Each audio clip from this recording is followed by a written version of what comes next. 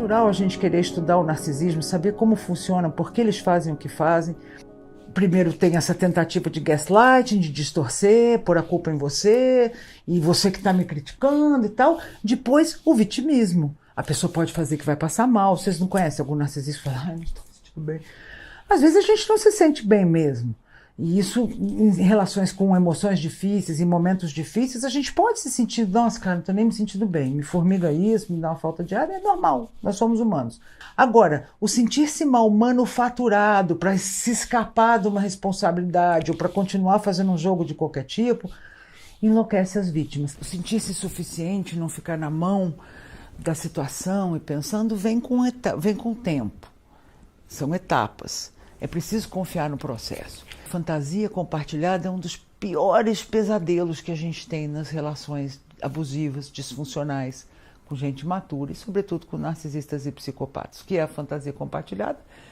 Essa pessoa, no começo, durante muito tempo, talvez, te coloca num lugar tão maravilhoso, né, do amor incondicional. Não vejo a hora de tocar os seus cabelos, de te abraçar. Você é tudo pra mim, minha vida sem você não faz sentido. E isso põe a gente assim meio que, né, naquele torpor, naquela coisa. E de repente essa história muda, a pessoa fica fria dentro do próprio relacionamento, faz o tratamento de silêncio, começa a ficar desinteressada, ocupada no seu próprio trabalho, ou não partilhar nada que é dela, ainda que continue o relacionamento, ou ainda estabelece dúvidas, ou resolve voltar com o ex, né? Mas no fundo a gente custa acreditar que está vendo o que está vendo. Chame uma aranha de aranha, não chame uma aranha de joaninha. O sonho do seu coração, a sua verdadeira expectativa, o teu verdadeiro carinho, a tua verdadeira força de produtividade e tal, você não pode colar no outro emprestado em via de fantasia, você põe lá e vê que tudo pode dar certo, né? Então você pega os seus valores e deposita lá. E quando a gente se convence, o milho vira pipoca e não vira milho nunca mais. Você não precisa uma fantasia compartilhada com alguém que é uma porta, ou que não tem os recursos, ou que na verdade não é isso que você está depositando aí. She asks if there is a assertive way of disarming a narcissistic mother as an adult. If there is a way of being more in touch and not having flashbacks because of being in touch with a narcissistic mother. So I would take a ride in this question and ask about narcissists, real cluster B people, covert narcissists and narcissists who really dissociate, they cannot bond for real, it seems to be real.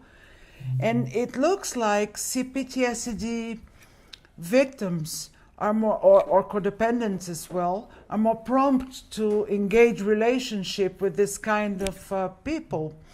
So if there's any word, because people are breaking up with narcissists or recovering from that, or have, family members that are narcissists, is there an assertive way to deal with that, to protect oneself and to develop this self-love and healing path that you would like to comment a bit for us, Dr. Pete? Yeah, I could probably talk for 2 hours on this. Please do it, please do it. We have all the day here. I have the weekend, come on. This is what makes me feel the most enthused about my work, and the most gratifying is helping people get away from toxic narcissists.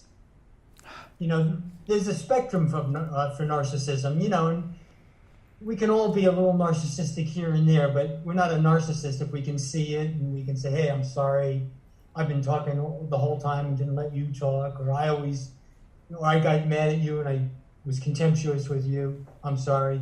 But, an inveterate narcissist, a dyed-in-the-wool narcissist, they always have to be right. They're never sorry. And if you got that kind of narcissist, like what's called personality disorder, narcissistic personality disorder, you got to get away from them. They don't change. That's it, right? Most therapists consider them untreatable. That has been my experience. And mine too. There's a wonderful website called reddit.com/r/raised by narcissists. And these are people that have been raised by narcissists. Sorry, would you spell the first word? Reddit.com. What is the first? Yeah, Reddit, Reddit.com. Reddit. Reddit com 2 Ds. Reddit.com / r/raised by narcissists. Raised by narcissists. Okay, I got it. And it's a brilliant site, and more people are doing what's called no contact. And I'm a real preacher of no contact. And I've seen over the 40 years I've been doing work, people get almost nowhere when they're trying to change the narcissistic mother or the narcissistic father. Their own. To the degree, huh? Their own narcissistic mother or father. Yes. Or their narcissistic husband or their narcissistic wife. And until they get away and go no contact, or really decrease the amount of contact, no amount of work gets them out of being in a permanent flashback into the freeze response and the formed response. And I've just seen this over and over and over and over. And so there's a wonderful book called Becoming the Narcissist's Nightmare. And it's on Amazon, and people really swear by all the good stuff. By whom, you know? Her last name is Arabi, A-R-A-B. Ah, see, Sharida Arabi. Yeah, right. I like her a lot. I made videos on her stuff. You have many fans on that field, like Richard Grannon talks a lot about you. It's an English guy. Yes. We've brought Sam Vaknin to Brazil, the guy that first named, he's a narcissist, but he wrote about, and he's the first one who named or suggested no contact 25 years ago.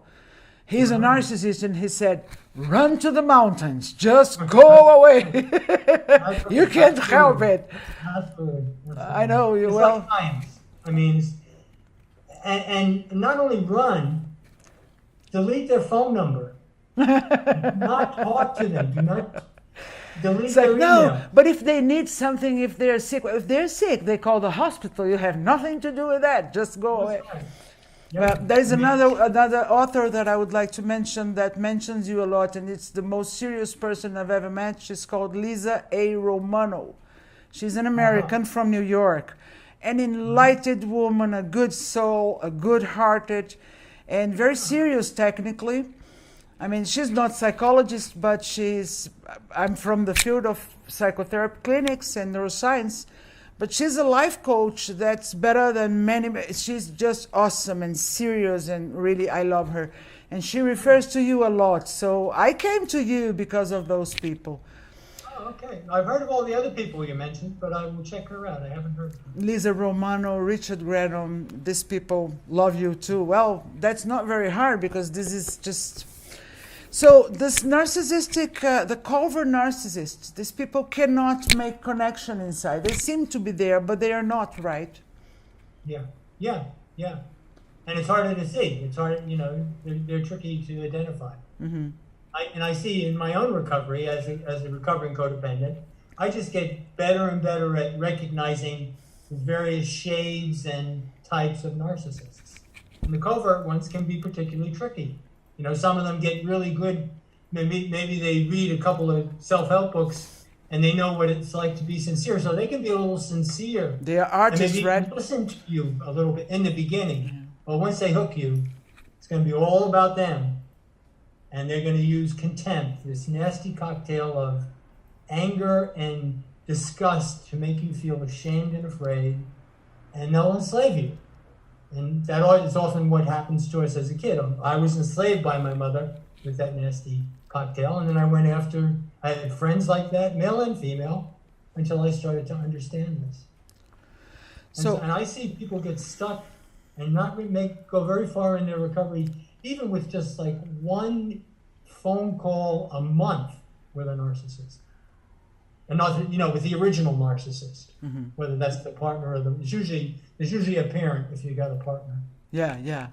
Well, so, and then I see people slip in their recovery and they go, I'll go back and he's being nice now, and they just go down so quickly, before they're anxious and depressed very quickly. Or they go and visit for a weekend, this narcissistic parents, and they come back and they're just like, they went away, they're all bright-eyed, they come back and they've got the flu, their back's out. And it's like, that's why I say it's kind of like science. I've just seen it over and over during the years. And it's like, it's what Judith Herman, who invented the term complex PTSD, what she says is the first step is you got to get safe. And safe is get the narcissist out of your life. Primeiro, sair de uma relação com o narcisista tem sair com S minúsculo e tem sair com S maiúsculo. Algumas pessoas saem, mas continuam gragumilando, né? Vendo rede social, ou pensando na pessoa, ou tendo uma esperança de que a pessoa vai voltar e vai fazer um hoovering e que algo vai se resolver que ficou ali parado. Então, de verdade, elas não saíram, né? Elas talvez não morem mais na mesma casa, ou talvez não compartilhem mais as coisas, mas o interno ainda continua ocupado. E tem o sair com S maiúsculo quando verdadeiramente você sai. E essa é uma decisão que acontece, é um processo, né, que acontece quando a gente está pronto. A gente precisa falar do assunto 30 vezes, ter amigos que têm paciência, fazer terapia, descobrir oncotô, concossô, proncovô, né, da onde que essa coisa veio, para onde que essa coisa vai. A gente fica um tempo aí nesse negócio.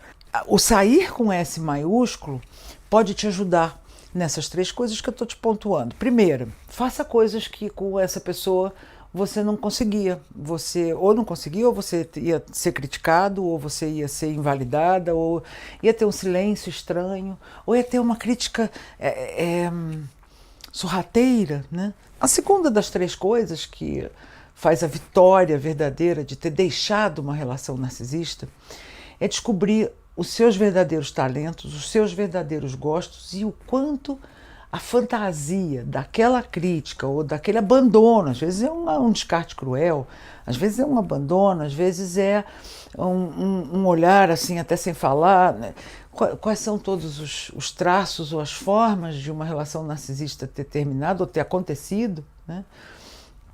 E aí quando você faz essa primeira coisa, sai com S maiúsculo, toma contato com suas coisas, você vai descobrir talentos. A terceira e última coisa que eu gostaria de falar sobre a vitória de ter saído de uma relação narcisista é saber que você basta, que você é suficiente. A gente tem muito medo da solitude, né? Uma coisa curiosa, se não tiver com alguém, se não estiver namorando, ou se não tiver com arranjo, é como se a gente estivesse sem crachá, sem certificado de existência. Imagina que pessoa incompleta, né? E a terceira grande vitória, pega eu. Eu basto, eu sou suficiente. Lembra que essa energia, quando vem, quando você consegue assumir, de repente você fala, nossa, aquela angústia, aquele desespero, sumiu! Tô aqui! Afinal, a vida é uma só e ela é passageira e tá passando, ó, tic-tac.